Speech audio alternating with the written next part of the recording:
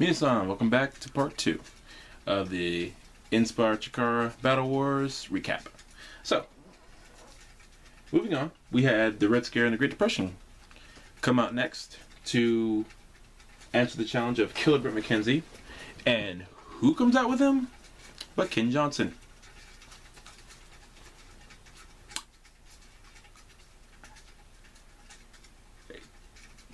There's a bit of stories with me and Brett McKenzie, me and Ken Johnson, me and McKenzie and Johnson.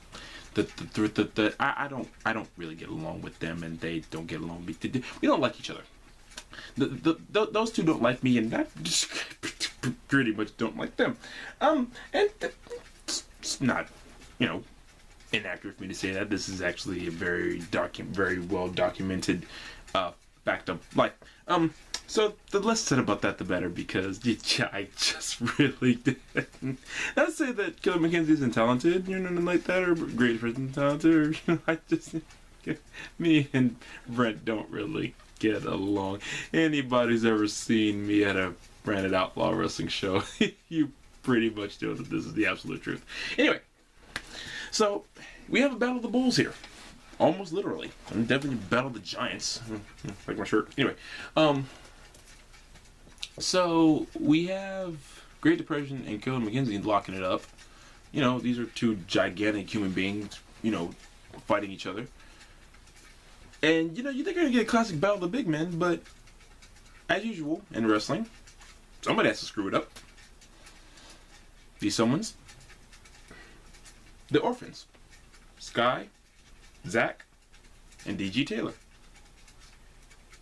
What do they have to do with this? Was the question everybody watching this asked. Apparently, the Great Depression is now a member of the Orphans. I guess it fits when you're a guy in the Great Depression and you have a potato sackcloth for a mask. I guess you kind of automatically qualify as an orphan, don't you? Then you only qualifies that you don't have any friends. Unless you count the Red Scare. Of course, then again, the Orphans wear maroon shirts, so I guess the Red Scare kind of just automatically fits in that group. I mean, literally, the Orphans look like they shop for the wrestling gear at Goodwill. As a matter of fact, until I have documented evidence of otherwise, I am positive they buy the wrestling gear at Goodwill. If I'm wrong, please someone tell me. I would love to be wrong about this, but I don't think I am. Okay. Here's the problem with the Orphans jumping in on anybody's match. They have attracted a lot of attention. Attention I don't think they want. Especially when attention comes in the form of Franco D'Angelo. A man who I believe if he ran into a car would break the car. I believe there's probably some documented evidence of this somewhere. Not that I have proof of this, but I just believe that there is. And of course, Matthew Palmer. And well, Matthew Palmer is just as dangerous as they come, and another up-and-comer who I think is really coming into his own, Ricky Starks. Ricky Starks, I think, is really another guy that's just poised for some great things in the future. And if I'm wrong, you know what? I don't think I'm wrong. I really don't. I think that there's going to come a moment where he's just going to just break out, blow everybody away, and everyone's going to be like, whoa. Where'd that come from? And I think he's had moments that have been real close to that. I think he's just poised for some greatness. I really do think he is. I think it's coming. I think his time's coming. For one of the matches that happens in wrestling, it's a run and then another team runs in, you have a 6-man tag. It matched the rest of the night. It did. It matched the rest of the night of people saying, "Can you top this?" And they went all in. The Orphans, I think, can be a great team, especially in Inspire Pro, where you have a lot of young guys who are given the spotlight. I think that they can be a great team. They have to stop making guys like Franco D'Angelo mad. Okay, first of all, let's stop there. Who? Why?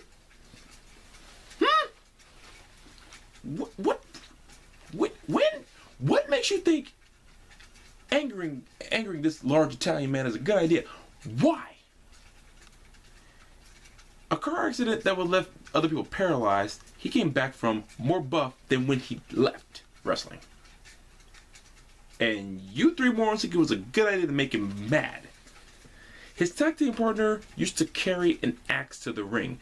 I was there for these shows. I know that. And you three morons think it's a good idea to make these two individuals mad. Ricky Starks is from New Orleans. There is no further explanation that is needed there. I know people from New Orleans. I don't make them mad on purpose. But hey, I just can't go wrong for you boys. Right? Right. Oh, yeah, by the way, they lost. Okay, you know what? I'm a bit of a terrible person, and I'm sorry. Anyway, moving on. We hit intermission, and here comes the rather personal moment of the show. If you're watching this and if you follow Inspire and pretty much anything in Texas period, you know who Miss Dyslexia is. She is always been one of the most up-and-coming female wrestlers, take up the female wrestlers period in Texas.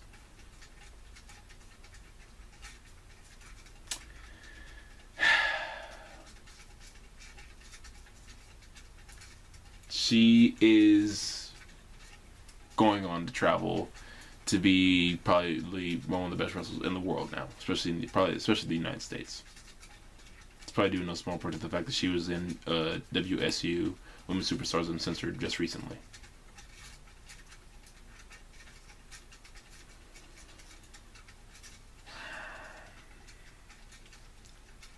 I can't say enough good things about Dyslexia.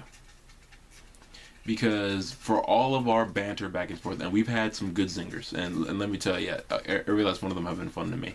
She has never not shown her wrestling chops in the ring. I am very proud of her. I know she's going to do amazing things no matter what she sets her mind to. And I really do hope she finds success in everything she does. Because she has earned it, very much so. So maybe I'll do a separate video for her specifically, but if I don't get the chance to, I'm going to take this time out and just say to Miss Dyslexia, thank you so much. And you better come back soon. My banter with you is some of the more fun banter. So come back soon. But do awesome.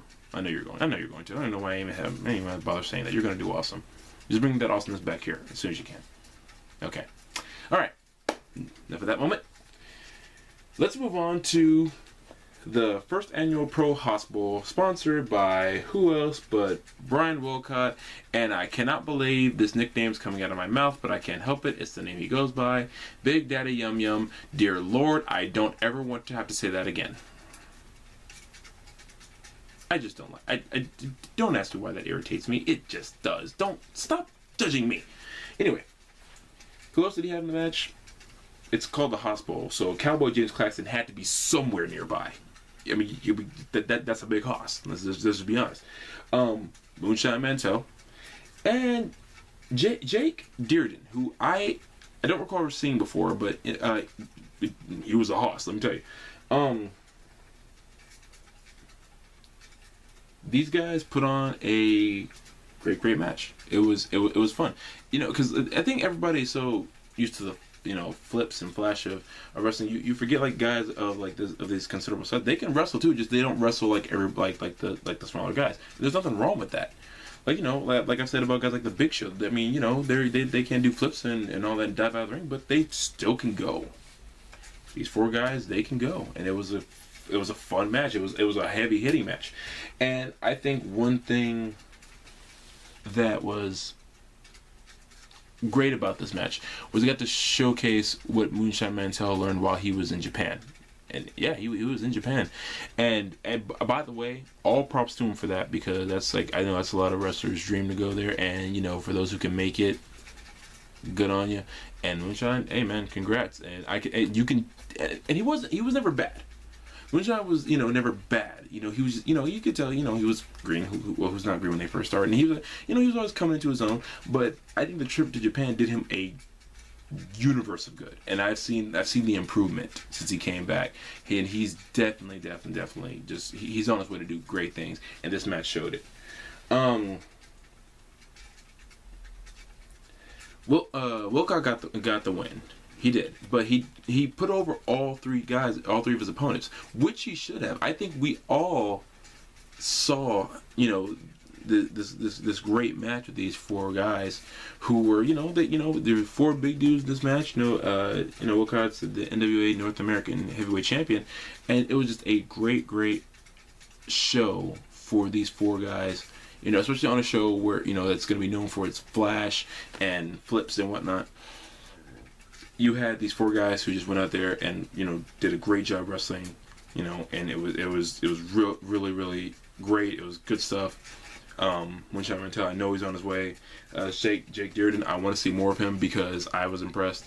And of course, Claxton and Wilcott, I can talk forever about both these guys. No matter how they may act in the ring and everything, they are still great wrestlers. They're still, fantastic wrestlers. And I think Wilcott's already well on his way to being the present, not the future of wrestling. And I think personally, if I can be honest, I think Claxton's not that far behind him. I really don't. So fun stuff there. Great match. Okay, let's talk about one of my favorite people, Lance Hoyt, who seems to enjoy picking on ring announcers who got his name wrong or whatever all of one time, and he can't let it go. It is, first of all, Mr. Hoyt, if that is your real name, it is not Brandon's fault that you had to go through several different names in your life. Shadow, Dallas, Vance Archer, that guy who just barely became tag team champion again in Japan. Oops. Don't get mad at Brandon. Hell, half the time I forget your name. Of course, that's kind of by design. Anyway, whoops, I must be next on his hit list. Yeah, right. Whatever. Guys, trust me, I'm not worried. If he hasn't assaulted me by now, he just ain't gonna do it. So, I am not tripping. Yeah, so he comes out, again, trying to punk Brandon Shroud, which, by the way, that achieves a lot. You pick on an announcer. No wonder you just won the tag team titles back after Tenzan and Kojima beat you down like 85 times a year. No wonder. Anyway, so, Mr. I'm famous in Japan and I'm going to pick on the little announcer guy in this independent show. Why? Anyway, comes out and starts to punk out Brandon again. We have ourselves a hero. Icarus, the grand champion from Chikara, who comes out and saves the day. Now, of course, Lance Hoyt not like to be shown up by people who are shorter than him, which is funny since that's kind of in his. Anyway, he does lay out Icarus for him, which sets up Andy Dalton, who cannot help but try to win in the cheapest way possible, to come out and try to steal a win against Icarus. Didn't work though. Since Icarus kind of made him tap out to the Chikara special. I enjoyed that very much. Very much. Not even JT LaMotta prevented this. Mr. I got my suit at the same place where the orphans shop for their wrestling gear himself, JT LaMotta. Anyway, but even that was a fun match. It was. As much as I talk about Andy Dalton, you all know I talk about Andy Dalton. Oh my god, I can talk about Andy Dalton for days. This was also a fun match. This was also a great match, especially because, it shows off just how conniving and underhanded Dalton and LaMotta are. And I think we all already knew that, just Icarus is the only one learning it firsthand. But it showed the Texas crowd what Icarus can do, for those who hadn't seen him. And I think that was fantastic. I think it was a great match. I think it was lots of fun.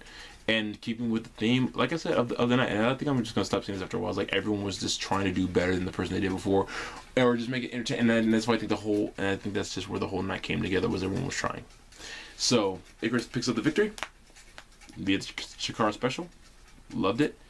And let me go ahead and end part 2 right here.